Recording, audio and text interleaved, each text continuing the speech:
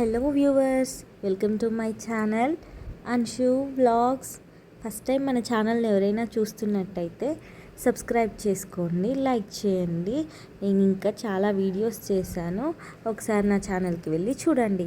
ఈరోజు అయితే మేము శివగంగా టెంపుల్కి వెళ్తున్నాము. మహేశ్వరంలో ఉంది. సో తొందరగా రెడీ అయ్యి స్టార్ట్ అయిపోయాము.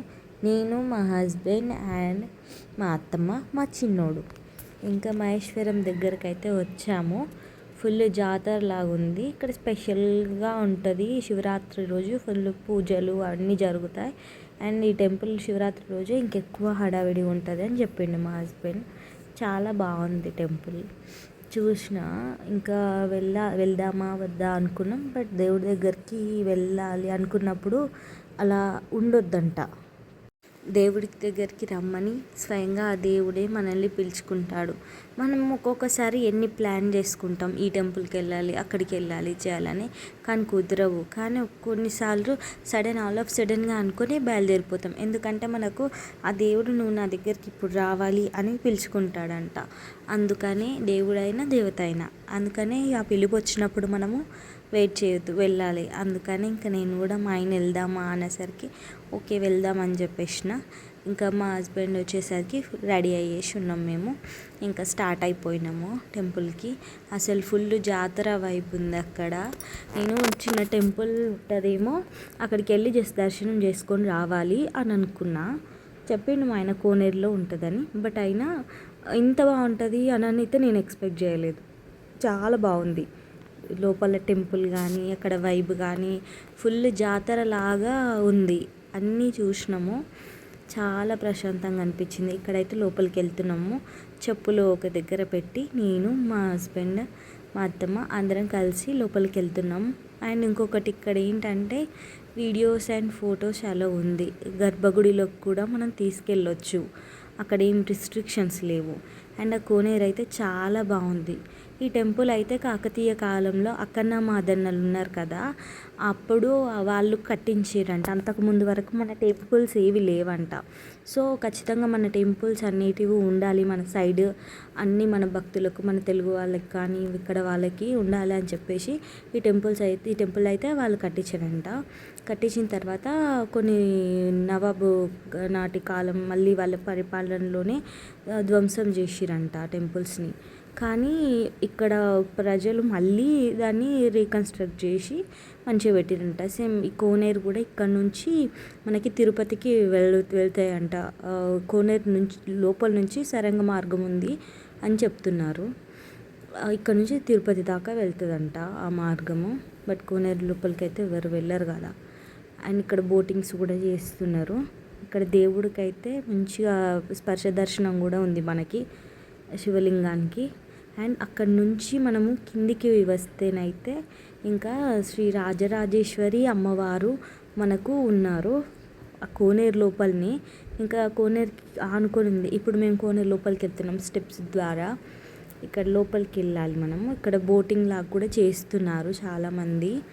వెళ్ళొచ్చు. బట్ మేము కూడా వెళ్దాం అనుకున్నాం. చిన్నోడు ఉండు కదా, అందుకని మేమైతే వెళ్ళలేదు. ఇంకా లోపలికి వెళ్తున్నాము. ఇక్కడ అమ్మవారి టెంపుల్ దగ్గరికి వెళ్దాం అనుకున్నాము. యాక్చువల్గా అమ్మవారు రాజరాజేశ్వరి అని కూడా నాకు తెలియదు.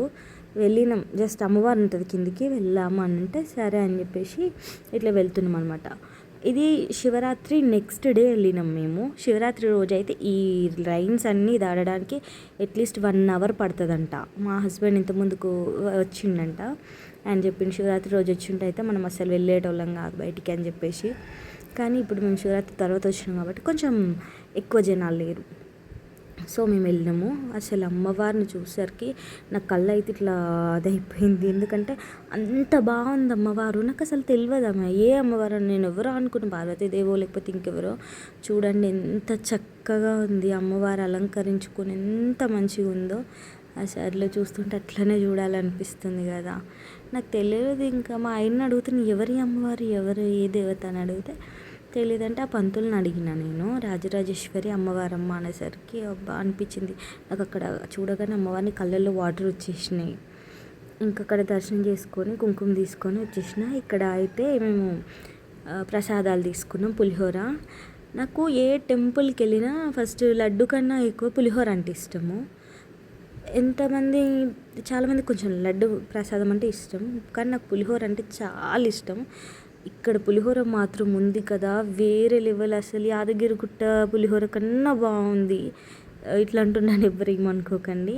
కానీ నిజంగా యాదగిరిగుట్ట కాడ పులిహోర ఒకప్పుడు నా ఫేవరెట్, బట్ ఇప్పుడైతే చాలా బాగుంది ఈ పులిహోర అయితే. మంచిగా కూర్చొని తిన్న తర్వాత ఇంకా 18 జ్యోతిర్లింగాలు చుట్టూ ఉన్నాయన్నమాట, కోనేరు చుట్టూ. వాటన్నిటిని దర్శనం చేసుకుంటూ బయటికి రావాలి ఫస్ట్. సో ఇక్కడ మేము ఒక్కొక్క జ్యోతిర్లింగం దగ్గరికి వెళ్తున్నాము.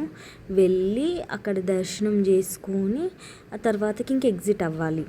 కాబట్టి ఇక్కడ ఒక్కొక్క దేవుని దగ్గరికి వెళ్ళేసి మేమైతే మొక్కుకుంటున్నాం. ఇంకా ఫస్ట్ దగ్గరికి వెళ్ళగానే ప్రదక్షిణ కూడా చేసినాము. స్పర్శ దర్శనం కూడా ఉంది కాబట్టి మంచిగా మొక్కుకున్నాము. కొన్ని గుడిల దగ్గర అయితే పంతులు వాళ్ళు లేరు, కొన్నిటి దగ్గర ఉన్నారు. ఒక దగ్గర అయితే మాకు మంచిగా పూజ కూడా చేసిర్రు. నేను ఇంకా మొక్కుకున్నా దేవుడి దగ్గర, ఒక కోరిక అయితే కోరుకున్నా.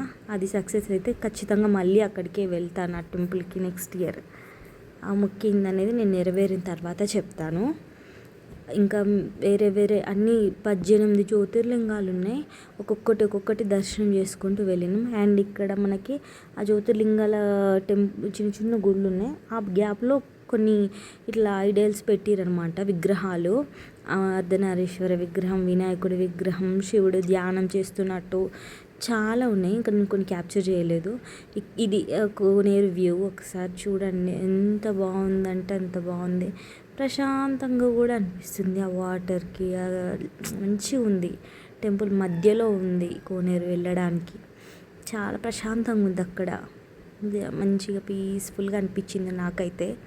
అక్కడికి వెళ్ళినందుకు కొంచెం పీస్ ఆఫ్ మైండ్ ఉంటుంది. ఎవరికైనా కొన్ని ఇబ్బందులు ఉండి పిచ్చి పిచ్చిగా అనిపిస్తే నిజంగా ఇలాంటి ఒక టెంపుల్కి వెళ్తే మనకున్న బాధలు, పీస్ ఆఫ్ మైండ్ అయితే ఖచ్చితంగా దొరుకుతుంది.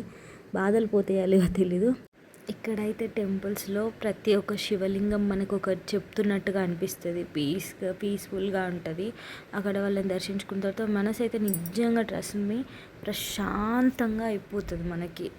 ఇక్కడైతే ట్రస్ట్ కర్తలు వాళ్ళు అక్కడ పనిచేసే స్టాఫ్కి శారీస్ గిఫ్ట్ చేస్తున్నారు. ఈ శివలింగం చూడండి ఎంత డిఫరెంట్గా ఉంది. వీడియో తీశాను. ఇంకా తర్వాత మేము బయటకు వచ్చేసినాం. ఇక్కడ నేను బ్యాంగిల్స్ తీసుకున్నా. జాతర వైపు మేము వచ్చినప్పుడు ఈవినింగ్, ఇప్పుడైతే చీకటి అయింది. చీకట్లో ఇంకా సూపర్గా ఉంది. జెయింట్ వీల్ అవన్నీ కూడా ఉన్నాయి. ఇక్కడ జార్స్ ఇవన్నీ ఉన్నాయి, జ్యువెలరీ కూడా ఉన్నాయి. నేను తీసుకున్నాను, చూపిస్తాను తర్వాతకి. Thank you for watching. Like, share, subscribe and comment చేయండి ఎలా ఉందో.